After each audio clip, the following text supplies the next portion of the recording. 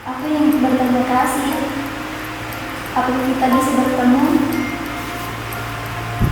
Lagi sibuk ya? Ya, tidak apa-apa. Perawat anak, lain kali kita harus pergi bersama menangkap naga ya.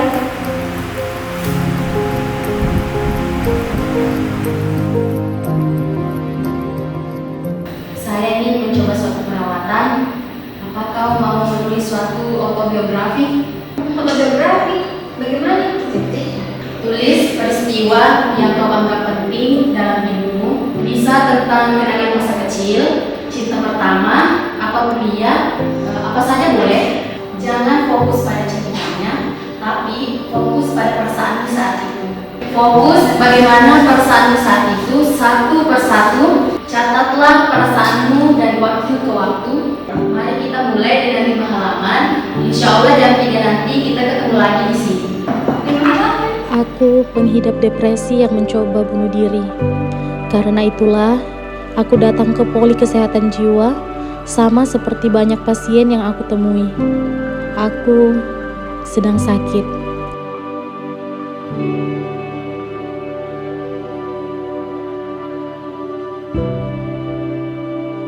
Bagus sekali. Ini awalnya sangat sulit, namun setelah menulis, semuanya mengalir begitu saja. Tentu saja. Sekarang, bisakah kau menandai bagian yang mengekspresikan emosi negatifmu dengan marker ini? Baik.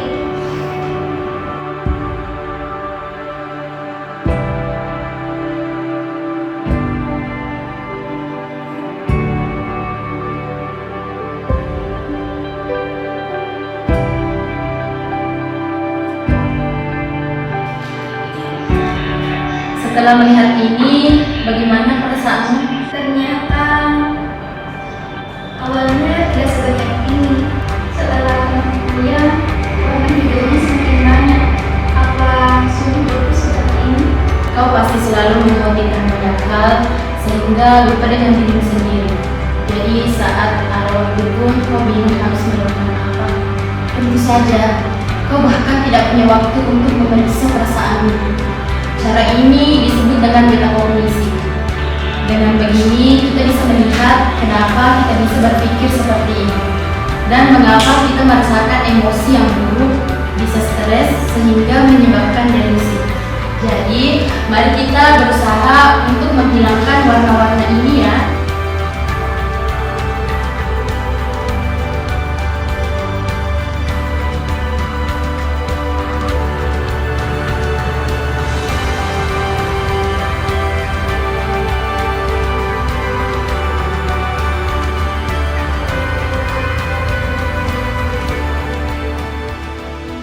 Permisi, ada Mirna. Ada obatnya. Dimakan dulu ya. Ini obatnya. Mana coba kakak lihat? Kamu obatnya coba. Coba apa lidahnya? Di bawah lidahnya. Mana coba? Ini obatnya baru ditelan. Minum ya, telan ya. Telan. Coba telan obatnya. Udah baik kok. Nah, bentar. Sudah, tinggal dulu ya. Permisi, ada Mirna. Periksa TTP-nya dulu ya. Coba angkat lengannya. Dijepit ya.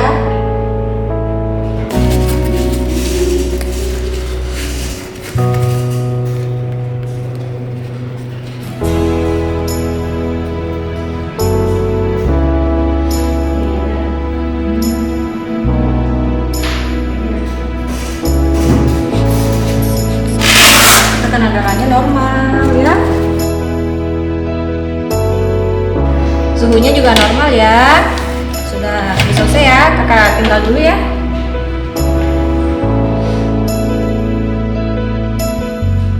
Permisi, ada Angel. Sekarang sudah jam 8, jadi waktunya makan obat ya. Mana tangannya? Diminum ya obatnya, ditelan ya.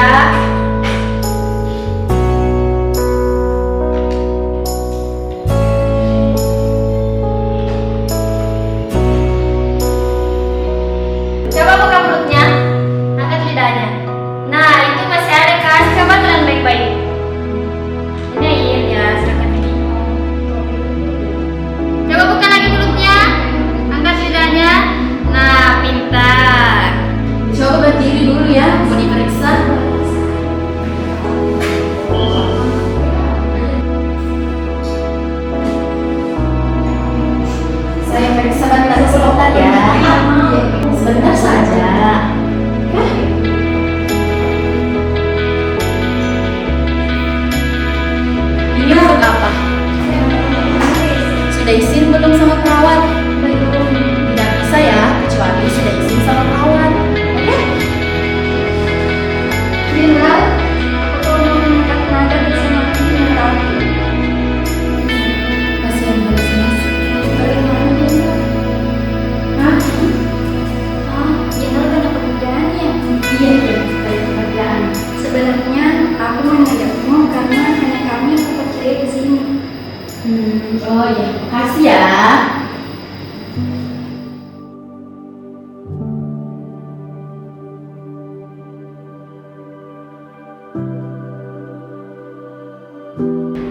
Selamat pulang ke rumah, Angel. Iya sus, tapi aku tidak yakin kalau bisa hidup dengan baik seperti dalam rumah sakit ini. Tenang saja, kamu pasti baik-baik saja. Kamu sudah melewati banyak hal, jadi kamu bisa melewatinya.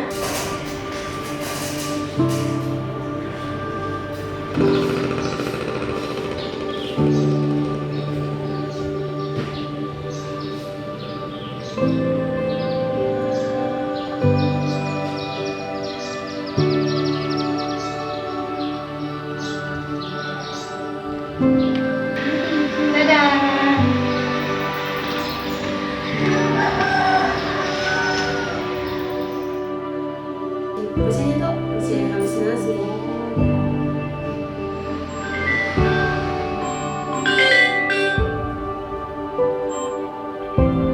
Assalamualaikum sus. Waalaikumsalam, Angel. Lama yang tidak bertemu. Aku yang berterima kasih. Apakah kita bisa bertemu? Wah, Angel, tampaknya kamu sudah berhasil. Bisakah kita bertemunya besok? Hari ini. Lagi sibuk ya? Ya, tidak apa-apa. Perawat anak, lain kali kita harus pergi bersama menangkap naga ya. Angel, apakah kamu baik-baik saja? Angel, halo? Halo?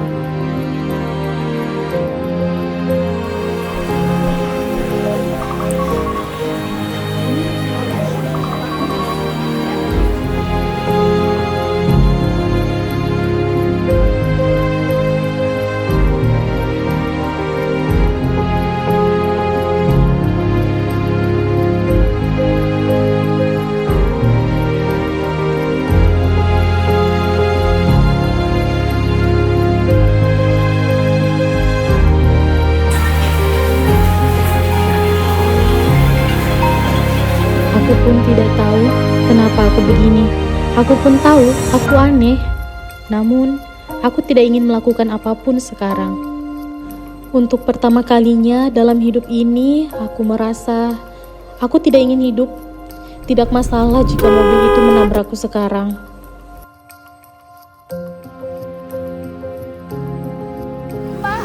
Mbak kenapa Mbak? Mbak.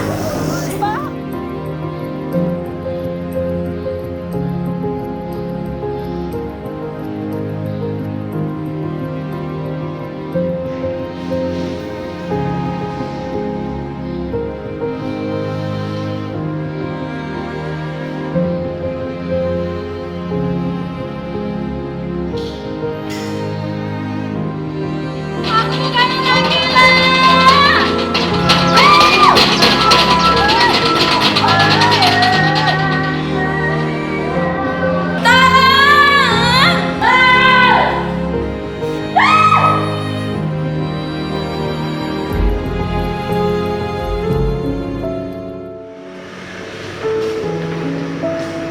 Permisi, pasien atas nama Ana.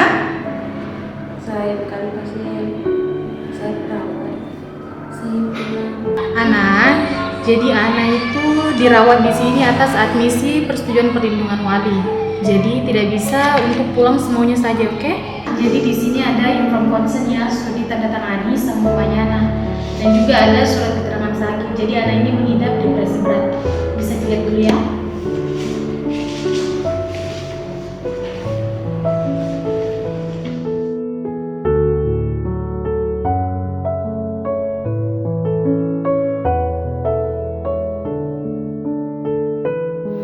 Assalamualaikum. Waalaikumsalam. Ana, bagaimana keadaannya? Kita terapi dulu ya hari ini ya, oke? Jadi hari ini kita akan mengadakan terapi aktivitas kelompok. Jadi tujuannya kita bisa melakukan kegiatan-kegiatan positif, biar tenang juga, dan juga kita bisa mengatakan, mengekspresikan keluh kesah kita, serta silaturahmi juga dengan suster-suster di sini. Jadi perkenalkan, nama saya Perawat Ayu. Saya di sini sebagai leader dari terapi aktivitas kelompok ini. Perkenalkan, saya perawat Sasa sebagai show leader dan pengamat. Kalau saya perawat Tila sebagai fasilitator. Sekarang sudah tahu kan? Nanti ini kita bakal main games. Jadi gamesnya ini main rebutan kursi. Mungkin sebelumnya sudah pernah mainnya mungkin waktu SD, SMP, atau SMA kan? Jadi nanti yang tidak dapat kursi dia akan memperkenalkan dirinya, menjelaskan tentang perasaannya. Pokoknya akan ada sesi tanya dan jawab. Bisa ya? Kita mulai? Oke, jadi mari kita susun kursinya dulu ya. Oke, ibu ya. Nama. Nah, ini nanti saya putar lagu. Kalau saya berhentiin lagunya, berarti harus cepat-cepat duduk di kursi ya. Jadi nanti semuanya mengelilingi kursinya. Dia sambil joget-joget, terserah pokoknya mau gimana, oke? Paham ya?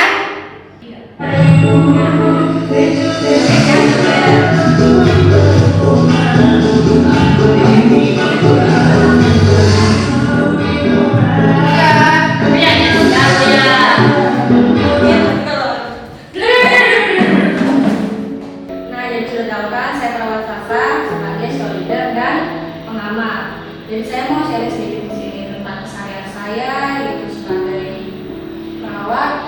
Kalau di rumah saya membersihkan dan merawat orang tua, makan dan tidur. Kalau capek ya capek, tapi hidup terus berlanjut, jadi nikmatin aja. Jadi yang ada pertanyaan, kalau tidak ada, kita lanjut aja main aja ya.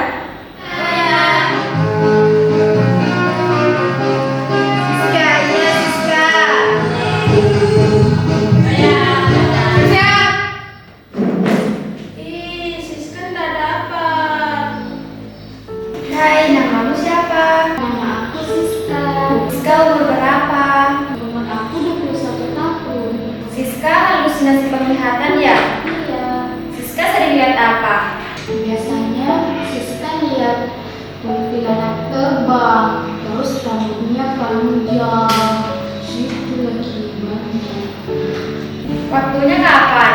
Pas sepi. Kalau sepi itu langsung ada kuntilanak, rambutnya panjang, menakutkan. Siska takut.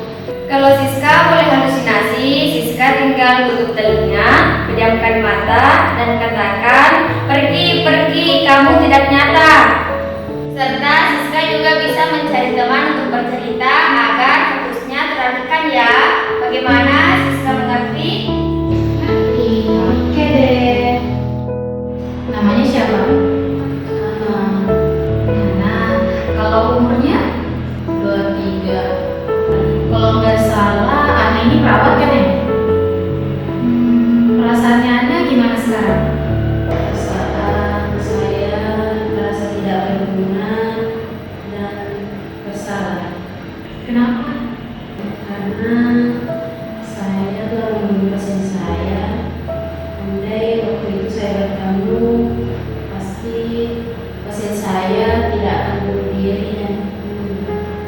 pasti Ana merasa bersalah ya. Saya juga tahu kalau Ana itu memiliki resiko bunuh diri. Ana sini tangannya coba. Ana tuh harus tahu kalau tidak semua hal di dunia ini kita bisa kendalikan dan tidak semua hal berjalan sesuai kemauannya kita. Ana kan tidak punya kemauan untuk membunuh pasiennya Ana. Jadi itu bukan salahnya Ana. Ana kan sudah berusaha sebaik mungkin sebagai perawat. Dan kita juga kan sebagai perawat tidak memiliki kemampuan untuk mengendalikan semua hal. Jadi semuanya bukan salah Ana, dan sekarang Ana harus fokus dengan terapi Ana di sini.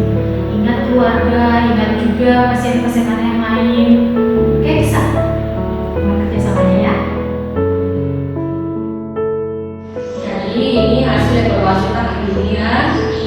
Adapun aspek yang dinilai tadi yang pertama mampu bersosialisasi, mampu memperkenalkan diri, mampu mengajukan pertanyaan, dan mampu menjawab pertanyaan. Nilai maksimalnya yaitu 5. Jadi pasien siswa ini nilainya 10 setelah dijumlahkan, dan pasien Ana ini hanya 9 karena lemah di kemampuan bersosialisasi.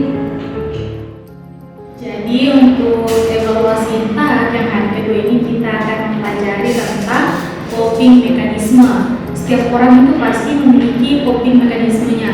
Coping mekanisme itu adalah cara di mana seseorang untuk mengatasi atau menghadapi stres. Misal nih cara Ana menghadapi stres itu atau coping mekanismenya misal dengan berdiam diri di rumah seharian, tidak mau makan, tidak mau mandi, betul kan?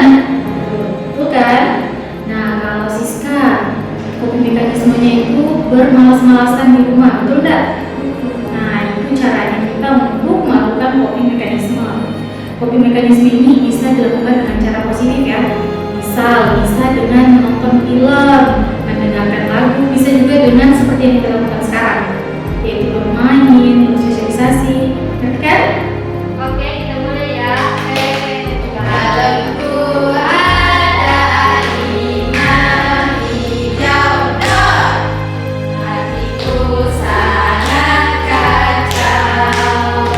Kalau ku tinggal empat, ku pegang erat-erat. Nah, jadi sekarang Ana yang kena. Ana, mau nanya nih, coping mekanisme itu apa? Cara tubuh mengatasi stres, contohnya seperti menonton, bermain, mendengarkan musik, dan lain sebagainya. Nah, tadi kan sudah Ana, sekarang gilirannya Siska. Siska, saya mau nanya, coping mekanisme itu apa? Cara mengatasi stres seperti terapi aktivitas kelompok dan berjalan-jalan.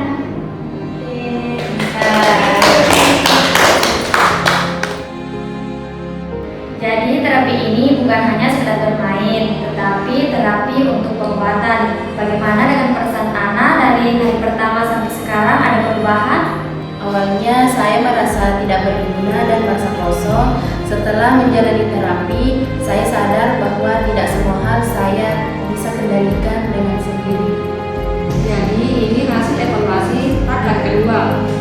Aspek penilaiannya yaitu yang pertama mengerti materi yang diberikan, yang kedua menerima materi coping mekanisme, dan yang terakhir mampu mengungkapkan perubahan yang dirasakan.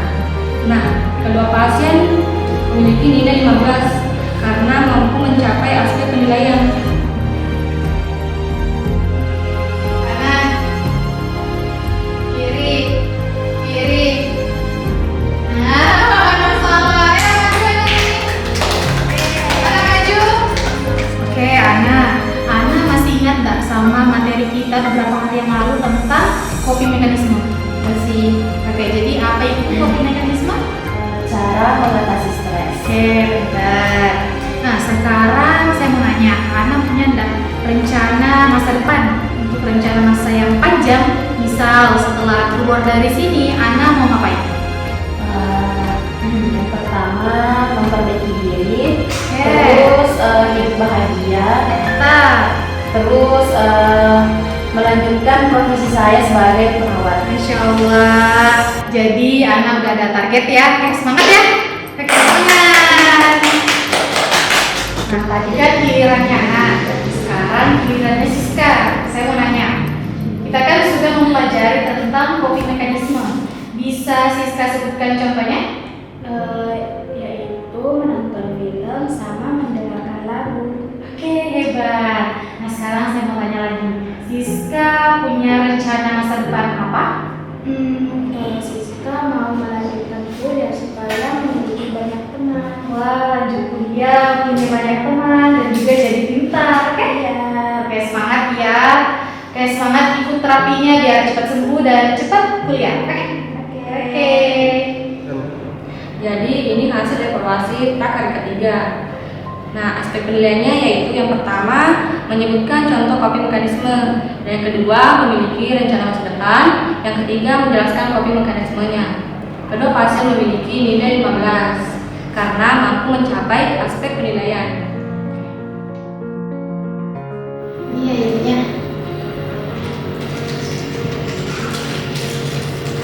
Dek, obatnya diminum dulu ya. Iya. Udah.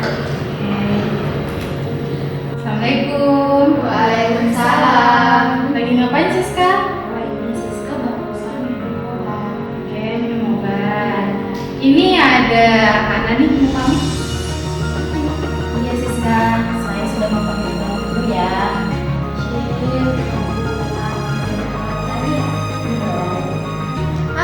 Kamu pasien di sini ya? Iya, aku pernah dirawat di sini. Oh, sudah sembuh ya? Sudah berhenti minum obat? Iya, tapi masih minum obat. Memangnya kamu sakit apa? Depresi. Berarti kamu gak tahu dong kapan depresimu itu kambuh. Bisa saja secara tidak sengaja kamu melukai pasien kamu.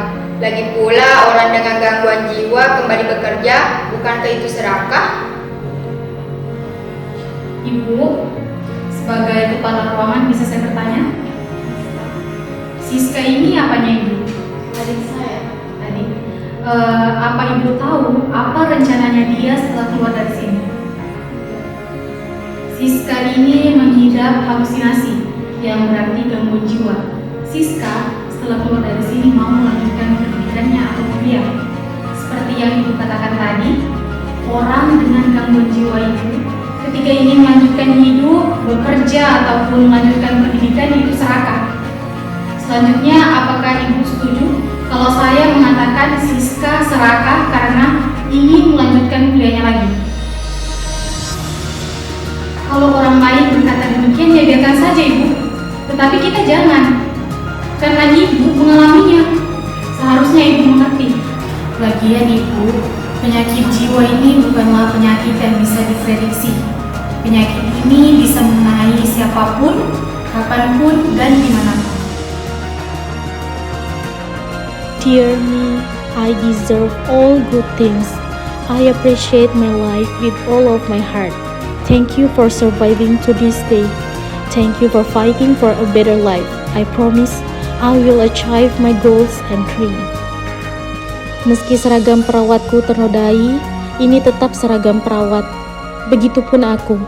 Meski aku sempat dirawat di rumah sakit jiwa, aku tetaplah perawat. Maupun noda besar dan kecil yang muncul entah kapan dan di mana.